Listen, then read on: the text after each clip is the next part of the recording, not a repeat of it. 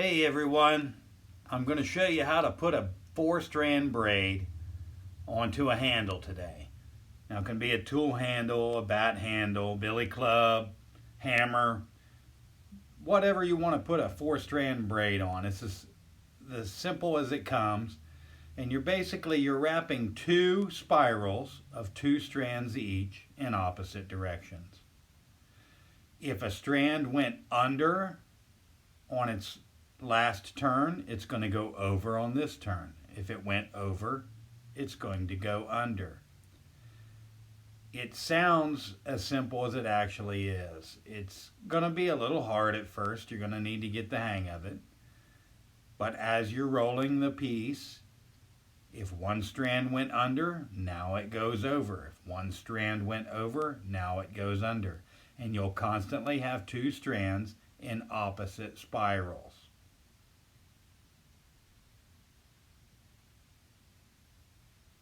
You can see here where I kind of manipulate everything. It doesn't have to be super tight at first. We're going to go back around and we're going to tighten some things. And then we're going to smooth some things out. So don't worry about getting this super tight at first. Just worry about getting your strands properly plaited.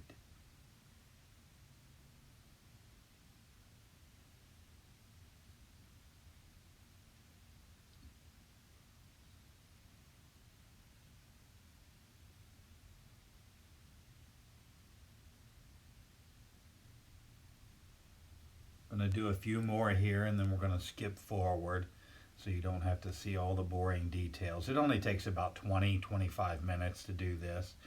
And here we go. Got it all the way to the end. Now I don't have it super tight, but we're going to go ahead and we're going to get it laid up as far as we can. And inevitably you're going to have some different length ends. No matter how even you start out, you always end up pulling something a little tighter than the other. So we're going to go ahead and get this laid down and get a cord wrapped around it so we can keep it where it's at and manipulate it a little bit closer and tighter. And we're going to lay the cord around and we're just going to whip it like you'd whip the end of a rope. We're just going to give it a few loose wraps. We're going to take this cord off so it doesn't have to be a perfect wrap right now. Put it through its loop, pull it tight and underneath, and you kind of get like a nice little whip on it so it'll just hold it where it's at. And then we're going to push it together. We're going to kind of scrunch it up, and then pull any loose pieces a little tighter with a fid. If you don't have a regular fid, you can use a screwdriver. I don't recommend using a sharp awl. And just kind of pull it tight. Scrunch it up. Get it moved up where you want it to go. Scrunch it, smooth it out a little bit. Mess around with it. You'll get it where you want it to be. And then we're going to take the best tool in any braider's toolbox is a piece of smooth old scrap wood. And it's the cheapest tool and the best tool that you're going to have for doing something like this. And you just put it on something hard and roll it back and forth. And it's going to perfectly flatten down, smooth out, and even up your braid. One of the most perfect tools you can have. And we're going to undo the cording. We're going to tighten back down the end, and then we're going to redo the cording, but this time we're going to do it a little more even. We're going to get it nice and smooth so we can later on build a knot over top of it and have it kind of tight.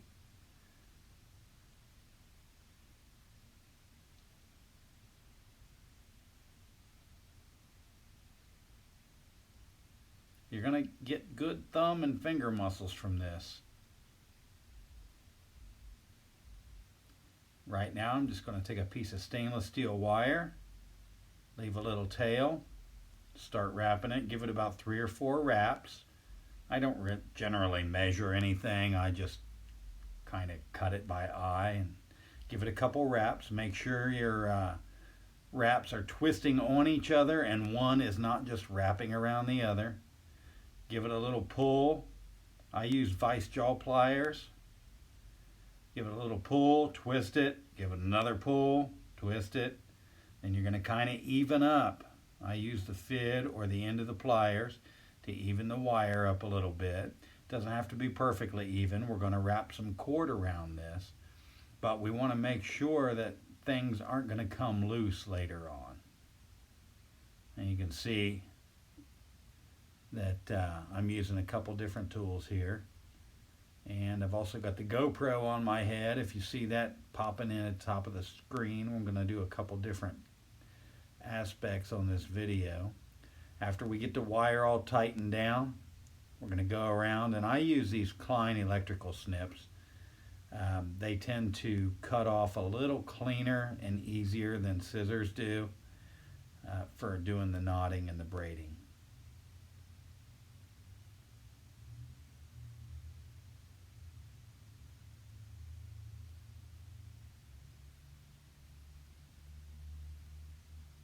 We're going to roll that again, get it nice and smooth, using our very expensive scrap piece of wood.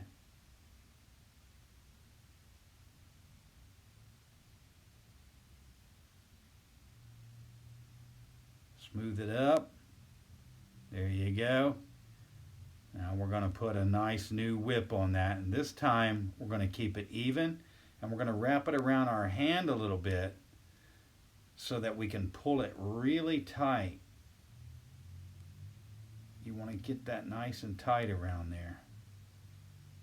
Now you'll see when I do the other end, I'm going to actually put an extra loop around my hand so that I can pull it super tight. Get a little more cord. We want to build that up a little bit so that the knot has something to stick to. I'm going to wrap the extra ends around. Then start with another loop. And this time you're going to see what I'm talking about, where we tighten it real tight.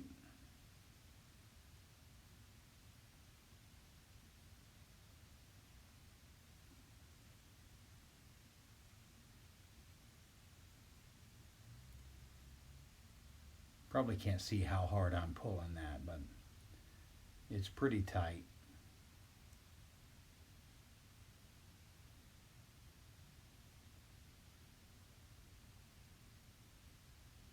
Trim off the ends.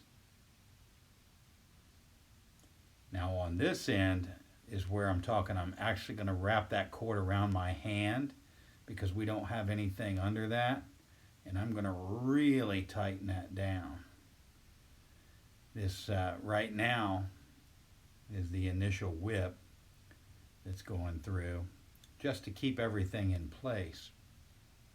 Then we're going to put the hand strap on. We're going to use some more stainless steel to kind of pull that down really tight.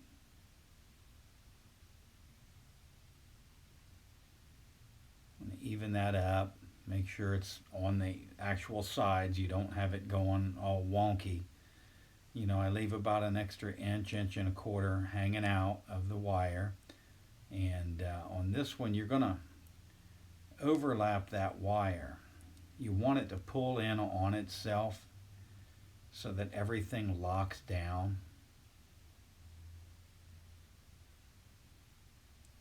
And always make sure that your twist is between your two ends, not like over one of the ends so that it makes it a bulkier knot.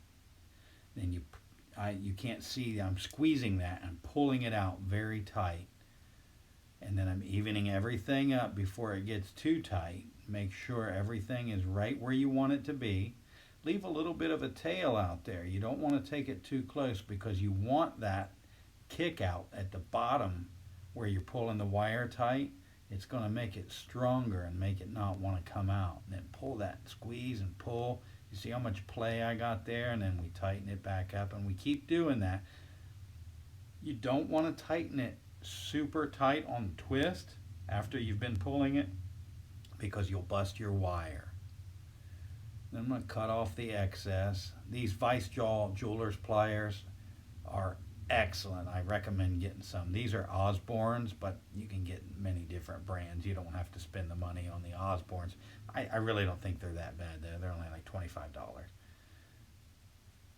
Then you've got that nice rounded part of them that you can mold the wire into the crevasse of itself.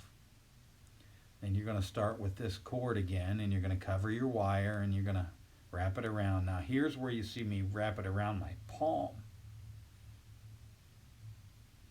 That's so I can get a really tight pull on it, because now the cord is not just building up the knot. Now it's helping to secure the hand strap.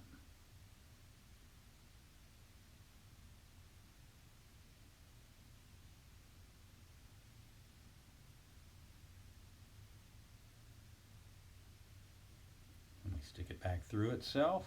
I'm going to have to use pliers on this one to pull it tight because I pulled so hard on the cording. I'm using a braided polyester here. A lot of times I use just a waxed linen. Actually out of waxed linen right now, so we're using this braided polyester. I'm going to slip this knot over. And we tie these knots beforehand on a mandrel. There's plenty of good videos here on YouTube on how to tie Turk's heads. I like to use a 5-bite when I'm doing round things here. You tend to get a nice opening without having to use an end plate or a butt cap when you're doing these round things. You could use a 7-bite, but I prefer the 5-bite. We do use 7s on some things. A lot of things use a 4-bite or a 3-bite, like our clown clubs use a 3-bite. But if you don't know about bites and parts, I suggest watching some videos on Turk's head knots. Now we're just tightening it up, and never tighten a knot too fast. The problem with most bad knots is they've tried to be pulled too tight too soon. Just go around and tighten a little bit at a time in one direction, and you can use your fid to even out any curls or overlaps. Now sometimes, depending on the thickness of your cording and the thickness of the underlay, you're going to have a little bit of curl, and that's okay. But just never try to do it too fast. Once you get everything tight and nice, go ahead and snip off your excess ends, and then we're going to roll it again using our expensive rolling tool.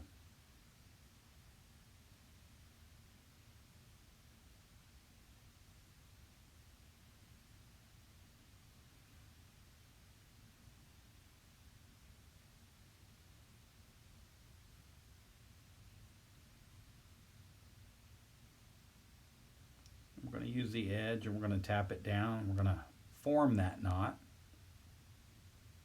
Just make it go where you want it to go. The leather will do what you want it to do.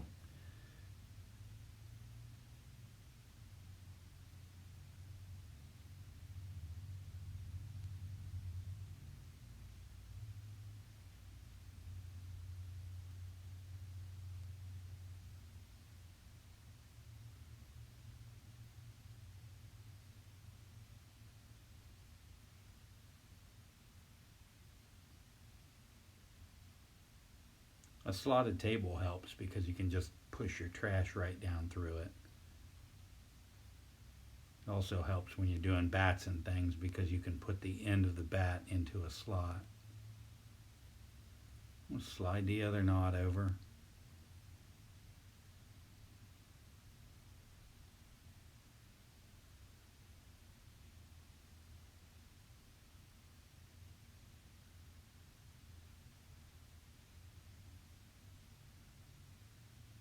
You always want to start maybe one cord over or one plate over from where you know an end is, so that you can get all the way around and tighten that whole plate.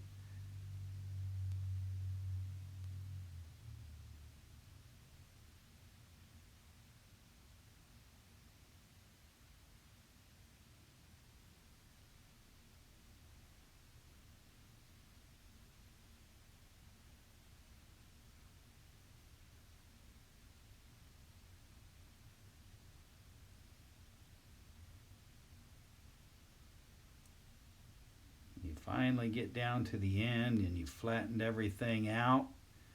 You're going to go ahead and do a final tightening over top of the last loose end there. Get it tucked where you want it to go. I trimmed this one up so that it'll fit nice and tight underneath there. Sometimes, depending on the knot, you'll have to do an extra side-by-side plate on the last bit, but on this one I'm just tucking it under, giving it a nice final tightening. And we always put a little super glue. I like to use the stuff from Star Bond, the black like wood filler stuff, and here I'm just pushing that last piece down nice and tight and flat. And then we're trimming it, and then we're going to roll it again.